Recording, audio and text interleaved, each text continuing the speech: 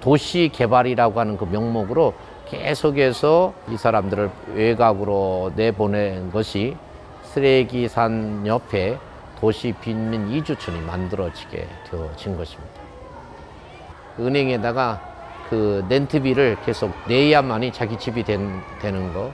거기 있는 사람들은 그 돈조차도 낼 수가 없으니까 쓰레기산에다가 거적대기 아니면 쓰레기산에서 넓은 널빤지 주워다가 그냥 대충 집을 짓고 살아가는 사람들, 쓰레기를 주워서 팔아서 하루하루 살아가는 거, 하루에 한 5천 원 정도 열심히 떼약볕에서 쓰레기를 줍고 분리하게 되면 그 정도로 아마 살아가는 것 같습니다. 가난한 사람들 중에 가장 가난한 사람들이 사는 곳이라고 볼 수가 있습니다. 여기를 이제 친구가 있었기 때문에 이곳에 오게 되어졌고, 한국으로 돌아갔을 때 내 인생의 후반전은 가장 의미 있는 삶은 나보다 어렵고 힘들고 그리고 그 가난한 빈민가 쓰레기 사는 사람들을 위해서 사는 것이 아니냐라고 하는 그 질문을 던졌고, 기도하면서 우리가 결단하게 됐다라고 보여집니다. 그때부터 빈민 사역을 이어서 그 바운더리가 늘어날 때마다 교회를 세우는 것이 현재 8개 교회를 세우고 학교 2개 미션 스쿨을 세우고 여기까지 사역을 하게 된 것입니다. 비전 트립을 한국에 몇 명을 데리고 갑니다. 그때 이 아이가 그때 한국에 가서 놀라운 감동을 받고, 목사님 나도 신학을 공부하고 싶습니다. 앞으로 선교사, 목사가 되고 싶습니다. 지금 그렇게 환경만 되어진다면 주님 앞에 헌신하고 드려질 아이들이 너무 많습니다. 그런데 가정적으로 깨어지고 먹고 사는 문제, 가장 기초적인 기본적인 삶부터가 어렵기 때문에 훈련받고 배워서 헌신의 문제까지 가기는 너무나도 이게 먼 거리인 것이 사실입니다. 기도 제목은 정말 저렇게 많은 헌신자들이, 우리 교회 청소년 아이들이 교육 선교사가 되겠다고, 이슬람 나라에 영어 교사로 가서 선교사의 삶을 살겠다고 하는 아이들도 무척 많은데, 그 아이들이 정말 교육적으로 그런 환경이 되어져서 앞으로 정말 잘 교육받고 자라나서 진짜 그 비전과 꿈대로 앞으로 많은 선교사들이 나오고, 또 모슬렘권에 나가서 교육 선교사로 나가서 헌신하고, 이런 일들이 나왔으면 하는 게 기도의 제목입니다. 여기에 너무 많은 아이들이 있어요. 와서 보다시피 너무 많은 아이들이 있는데, 이 아이들에 대한 관심을 한 사람 한 사람 가져주면 좋지 않겠는가. 한 방울의 물방울이 엄청난 큰 강물이 되고, 또 그것이 큰 일을 이루어내듯이 한 아이에 대해서 관심을 갖고, 아니면 자매 결연을 해서 양부모로서 결연을 맺어준다면 하나님의 사람들로 그들을 이렇게 세워가는 그런 일에 도움이 되지 않겠는가 생각하면서 이 필리핀 땅의 쓰레기산 아이들을 위해서 한번 기도해 주시고, 또 하나님의 마음을 낮은 자들을 위해서 품어주시면 좋겠다, 그런 말씀을 드리고 싶습니다.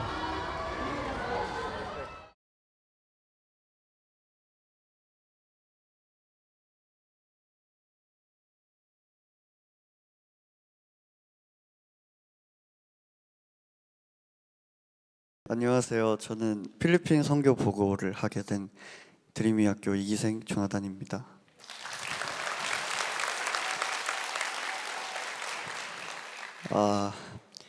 필리핀 선교여행을 다녀온 지 어느덧 2개월이라는 시간이 지났습니다. 아직도 눈앞에 아른거릴 정도로 강렬하고 소중했던, 아름다웠던 그 시간의 이야기를 조금 해보려고 합니다. 제가 그곳의 기억이나 어떤 생각, 감정이나 은혜를 언어로 얼마나 표현해낼 수 있을지 모르겠습니다. 그러나 이 또한 하나님께서 준비해 주실 것이라 저는 믿고 준비했기 때문에 오늘의 간증도 저의 의지가 아닌 하나님께서 하실 줄 믿습니다. 여름방학 때 필리핀으로 선교 여행을 가려고 하는데 참여하지 않을래? 라고 선생님께서 제안을 해주셨습니다. 저는 잠시 고민했습니다. 그러다가 문득 궁금해졌습니다. 한 인격체가 완전히 다른 한 인격체를 마주하는 그 찰나의 순간, 그 찰나의 순간이 얼마나 아름답고 소중한 것일까라고 말이죠. 이렇게나 구체적이고 본질적인 질문이 갑자기 떠오른 것은 어째서였을까요?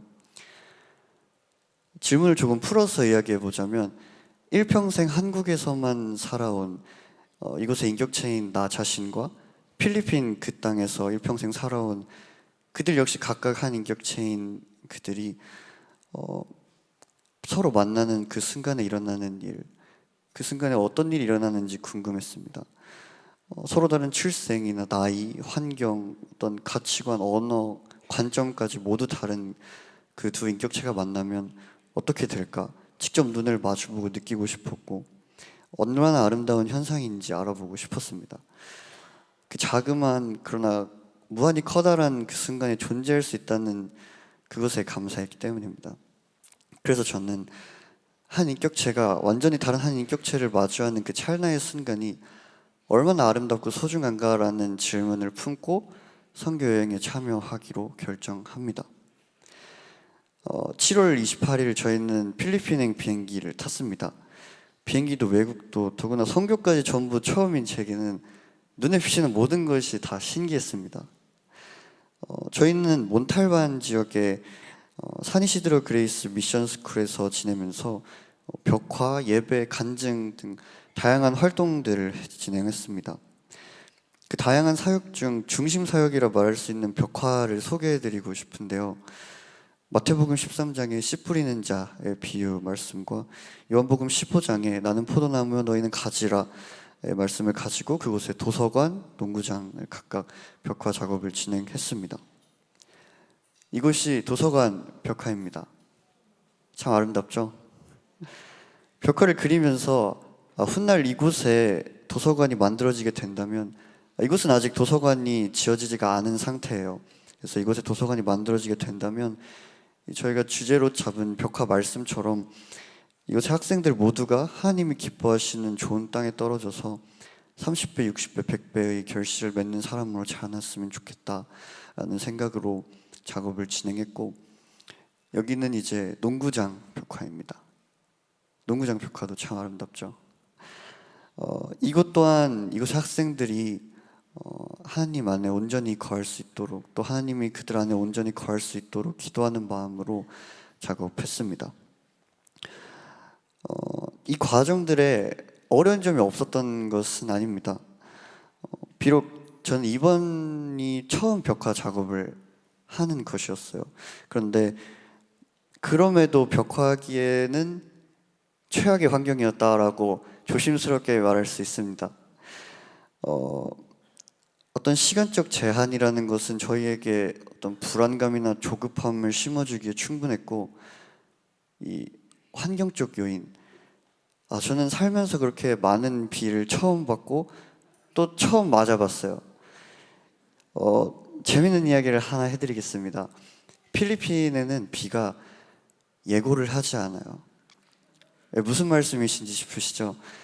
이 한국 같은 경우는 비가 한두 방울씩 내리다가 조금씩 더 내리다가 이제 많이 내리다가 거세지는 그런 어떤 예고를 해주는데, 필리핀 같은 경우는 쏴 하는 그런 소리가 나서 밖에 나가보면 이미 비가 그 무엇보다 세차게 내리고 있는 것을 볼 수 있었습니다. 이렇게 제가 비를 흠뻑 맞은 사진이고요. 지금 뒤에 보시면 이 비로 인해서 이 페인트가 계속 몇 차례나 흘러내렸어요.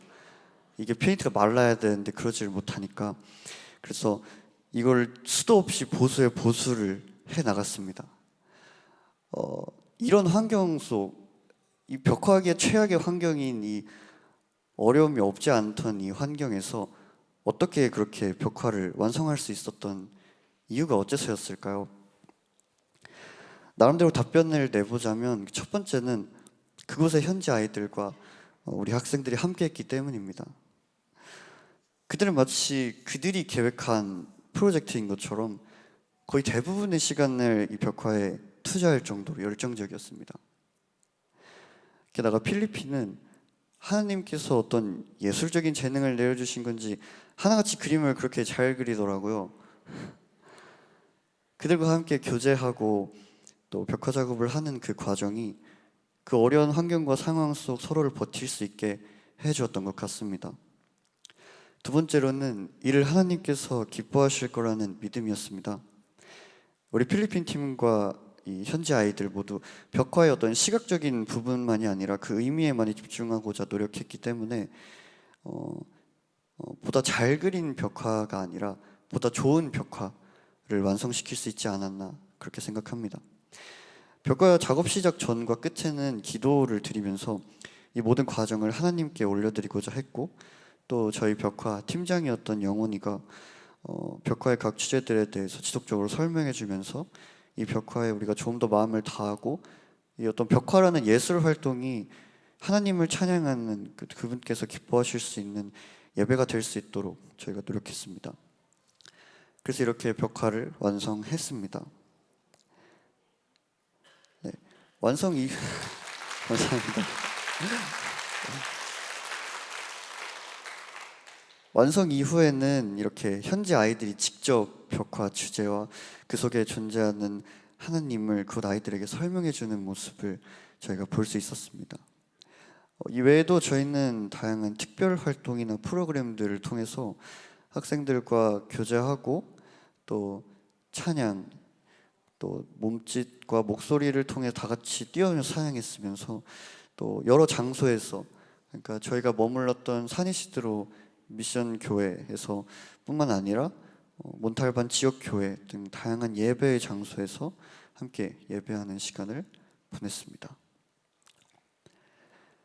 그 많은 예배 중 기억에 남는 예배가 있습니다. 그 이야기를 이어서 해드리고 싶은데요. 이슬람 지역에 존재하는 교회에 저희가 방문했고 그곳에서 역시 그들과 찬양하고 예배했습니다. 소개 영상에서 잠시 소개되었던 제오드 목사님께서 설교를 하셨는데 설교 중 한 가지 질문을 하셨습니다. 필리핀 사람들이 한국 사람들을 부러워하는 이유가 있는데 그게 뭔지 아느냐?